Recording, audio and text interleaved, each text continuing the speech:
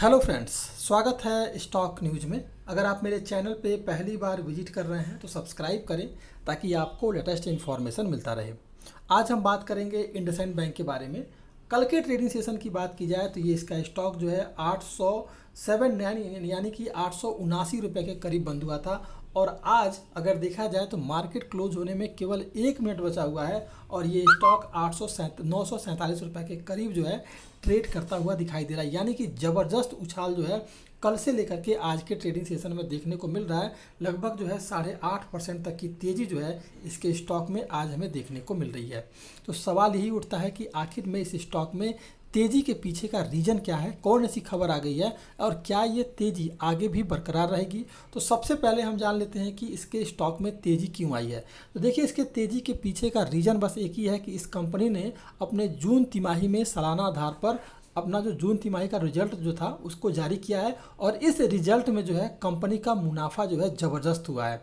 यानी इसका कंपनी का जो मुनाफा है इसमें 61% जो है बढ़ोतरी दर्ज की है और लगभग 1631 करोड़ रुपए का इस कंपनी ने शुद्ध मुनाफा गेन किया है, जिसके कारण जो है आज इसके स्टॉक में आपको मजबूती देखने को मिल रही है।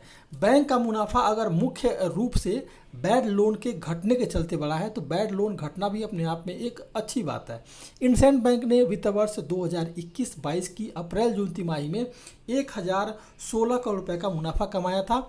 बैंक की आय जो है कुल आय जो है बढ़ करके अब जो है 10,113 करोड़ रुपए हो गई है। एक साल पहले इसी अवधि में जो कंपनी का मुनाफा था वो लगभग जो है 9298 करोड़ रुपए था और अब जो हो गया है 10,113 करोड़ रुपए हो गया है। यानी कि हमें यहाँ भी बढ़त देखने को मिल रही है।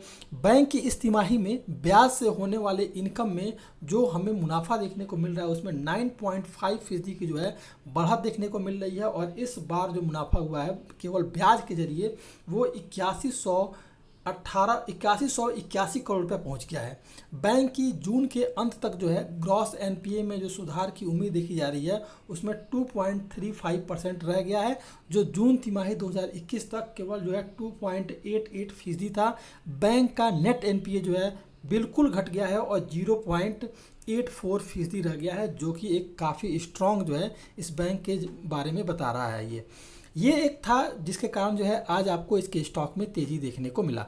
अब हम जान लेते हैं क्या इसके स्टॉक में आगे तेज़ी देखने को मिलेगा। तो इसके स्टॉक में आपको आगे भी तेज़ी दिखाई दे सकता है और फिलहाल ये स्टॉक शॉर्ट टर्म में 1250 तक का लेवल जो है अचीव करता हुआ दिखाई दे सकता है। कैसे दिखाई देगा तो सबसे पहले देखेंगे तो फाइनेंशियल ईयर 2023 और 2024 के लिए इंडसइंड बैंक का लोन में जो है 5% से ज़्यादा ग्रोथ और उसके बाद आरओसी जो है लगभग 1.7% से लेकर के 1.9% और आरओई जो है 2023 में 15% और इसके अलावा 24 में लगभग 16% तक रह सकता है, जो कि एक काफ़ी जो है वैल्यूएबल इस स्टॉक के लिए हो सकता है।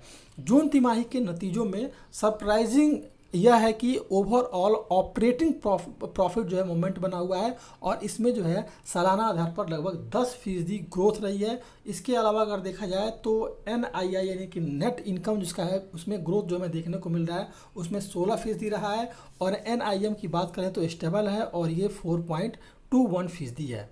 जनरल बैंकिंग की बात की जाए तो जनरल बैंकिंग फीस जो है सालाना आधार पर 48% है और तिमाही आधार पर 60% बढ़ा है। डिस्ट्रीब्यूशन इनकम सालाना आधार पर जो है लगभग 63% तक बढ़ा है। तो ये सारी चीज़ें जो है पॉजिटिव बता रही हैं इस स्टॉक के लिए। बैंक का अगर देखा जाए तो इंडसइंड बैंक का जो ऑपरेटिंग परफॉर्मेंस है वो बेहतर है और एनआईआई ग्रोथ के चलते जो है अनुमान के मुताबिक ही रहा है। हालांकि हासर स्लिपेज के चलते जो है एसेट क्वालिटी रेशियो में मामूली हमें बढ़त देखते मिल सकती है। आगे भी कंज्यूमर और कॉरपोरेट बिजनेस में स्टडी स्ट्रेंथ के चलते जो है मैनेजमेंट को लोन ग्रोथ मोमेंट बने रहने की उम्मीद है। कंपनी के पैट यानी कि शुद्ध जो मुनाफा है प्रॉफिट आफ्टर टैक्स की बात करें पैट में तो फाइनेंशियल ईयर 2022 से 2024 के दौरान जो है लगभग 35% और सीजीआर ग्रोथ जो है इसमें हमें बढ़ोतरी देखने को मिलेगा, जबकि 2024 में आरओई जो है 15% तक रह सकता है। ये एक काफ़ी जो है वैल्यूएबल हो सकता है इस कंपनी के लिए। तो ये सारी चीज़ें जो थी इसके स्टॉक में आपको तेज़ी ला सकती हैं। फिलहाल मैं ये कहूँगा कि इसके स्टॉक में आपको 900 के स्टॉप लॉस के साथ अगर देखा जाए तो 1250 के टारगेट के लिए शॉर्ट टर्म में खरीदारी करनी चाहिए फिलहाल इसी करंट प्राइस पर। अगर इंट्राडे अगर आप करना चाहते हैं तो फिलहाल ये स्टॉक अपने सभी मूविंग एवरेज के ऊपर ट्रेड कर रहा है।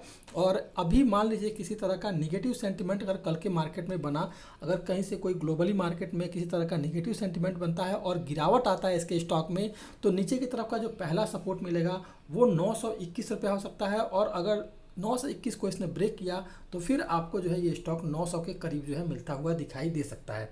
ये इंट्राडे की बात की जा रही है, पहला 921 और दूसरा 900 अगर गिरावट आता है तो। इसके अलावा अगर ये स्टॉक फिलहाल अपने सभी मूविंग एवरेज के ऊपर है 20, 50, 100 और 200 पॉजिटिव सेंटीमेंट रहा, और अगर इसने 942 रुपये के ऊपर कल अगर सस्टेन कर लिया और तेज़ी दिखाई तो फिर ये अगला इसका जो टारगेट हो सकता है वो है 982 रुपये।